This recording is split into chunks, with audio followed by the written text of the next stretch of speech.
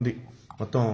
అంటే శాలిగ్రామం ఇదయ్యి వచ్చేటప్పుడు బ్యాగుల్లో మరి ఏమైందో మిస్టేక్గా ఇది ఇంతవరకు ఊడిపోయిందండి. అయితే మీకు ఇప్పుడు చూపిస్తా చూడండి, ఎంత విశిష్టతో చూడండి. ఇక్కడ సాక్షాత్ నారాయణ స్వరూపం శ్రీ మహావిష్ణవే నమః. సశంఖ చక్రం సకిరీట కుండలం సపీత వస్త్రం సరసేరుహే క్షణం సహార వక్షస్థలశోభి కౌస్తుభం నమామి విష్ణుం శిరసా చతుర్భుజం. మనం నమ్మం కదా చెప్తే.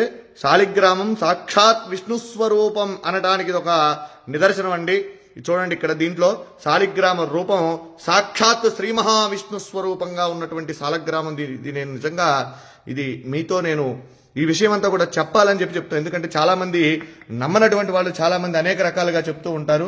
ఇదేమిటని ఇది సాక్షాత్ రాయి చూడండి, ఇది శాలిగ్రామం. దీంట్లో సాక్షాత్ విష్ణు స్వరూపం. మా పూర్వీకులు ఎప్పుడు కూడా తాతగారు వాళ్ళందరూ కూడా చెప్తూ ఉంటే నేను ఎప్పుడు కూడా దాన్ని ఉంటుంది, మనం ఆరాధన చేస్తాం కాబట్టి శాలిగ్రామం చేస్తూ ఉంటాం. కానీ ఇదిగోండి, నా దగ్గరకు వచ్చిన తర్వాత కొన్ని సంవత్సరాల తర్వాత ఇది భిన్నమైంది శాలిగ్రామం. అయితే దాంట్లో సాక్షాత్ నిజంగా ఒళ్ళు గగురు పొడిచినాయండి. ఈ శాలిగ్రామంలో ఉన్నటువంటి శ్రీ మహావిష్ణువుని చూడగానే నాకైతే నిజంగా కళ్ళల్లోంచి నీళ్లు ఆగలేదండి.